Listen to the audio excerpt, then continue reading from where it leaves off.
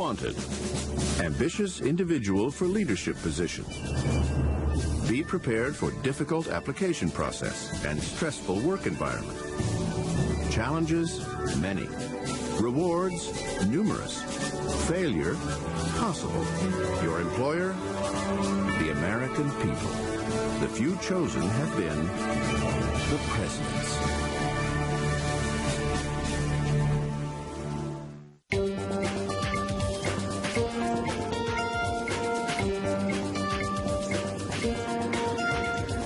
By the middle of the 19th century, it was apparent to many in Washington that America's founding fathers had left a legacy with two loopholes. A loose republic of states, perhaps divisible, with liberty and justice for some.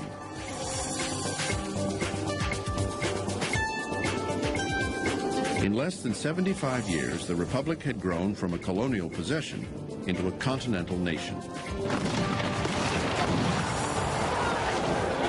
Territory gained after the Mexican War stretched the country from sea to shining sea. Yet this new land threatened to divide the nation. Most republics throughout the course of history had not survived. The Americans of the first half of the 19th century were uncertain whether their republic would survive a serious crisis, or would it break apart? Tensions were rising between the North and the South. Each wanted to settle the West in its own distinct image. The North is far more populous, far more economically developed than the South, but it has not exercised real political power in the nation. The South has had a stranglehold on the Democratic Party, on the presidency, on the Supreme Court. The nation was at a crossroads. The power struggle between North and South was escalating into a crisis that demanded an extraordinary president. As it turned out, Zachary Taylor was not that man. Number 12, Zachary Taylor, Whig, 1849 to 1850, 64 years old, from Louisiana. Zachary Taylor was a celebrity, a Mexican war hero who'd helped to win over 500,000 square miles of new land for the nation. He was also a political unknown. Zachary Taylor was someone who was not seeking the presidency. Both parties came to him and wanted him to be their candidate. As a war hero, he appealed to the North. As a Louisiana landowner and slaveholder, he appealed to the South.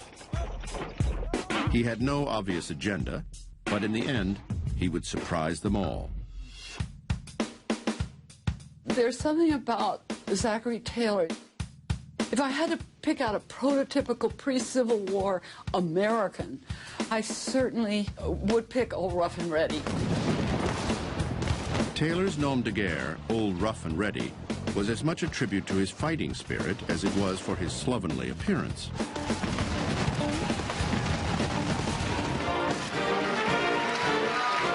He had none of the polish of a professional politician and was not a great communicator. Taylor had never registered to vote and didn't even vote in his own election.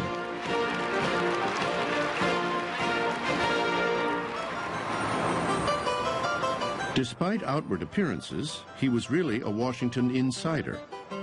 His army position had been arranged by his second cousin, James Madison.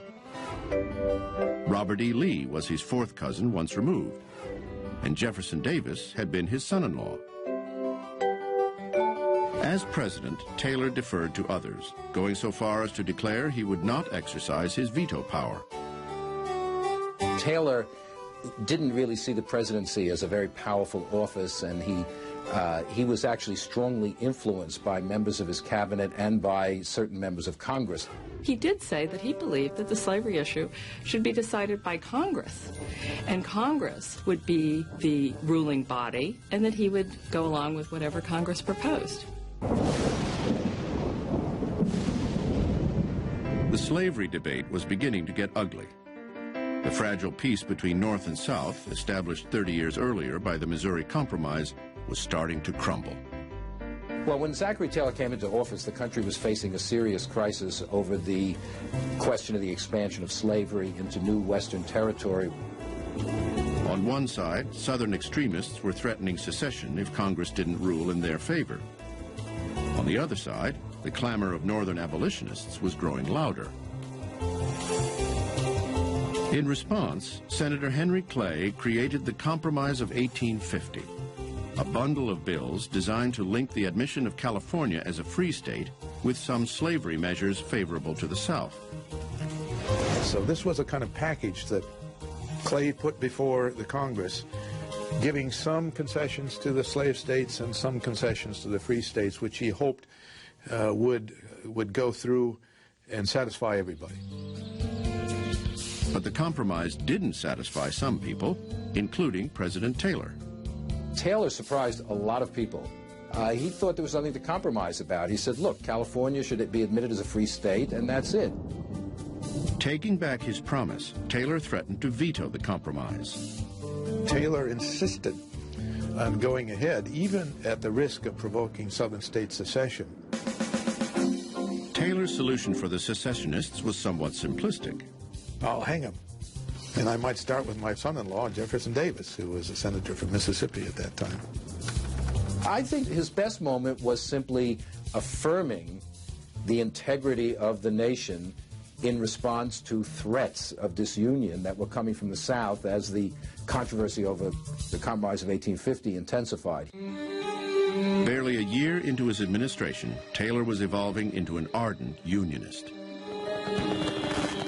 On a hot 4th of July in 1850, Taylor took a break from the political infighting to preside over a groundbreaking ceremony for the Washington Monument. Scorched by the summer sun, Taylor sought relief with a pitcher of milk and a bowl of cherries. Within hours, he complained of severe stomach pains. There are people who were proposing that he was actually poisoned by arsenic, that there was this conspiracy to get rid of him. Taylor died 5 days later. Most believed he succumbed to gastroenteritis, an inflammation of the intestines. But there were lingering suspicions of foul play. It would take more than a century before anyone would know for certain. In 1991, an historian convinced Taylor's descendants to allow his body to be exhumed. Forensic analysis revealed no signs of foul play.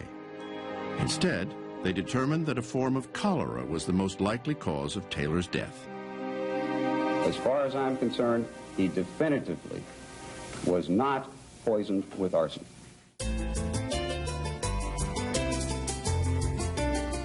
Where Taylor might have taken the country is a mystery, but it would soon move in an entirely different direction when Taylor's vice president assumed the presidency.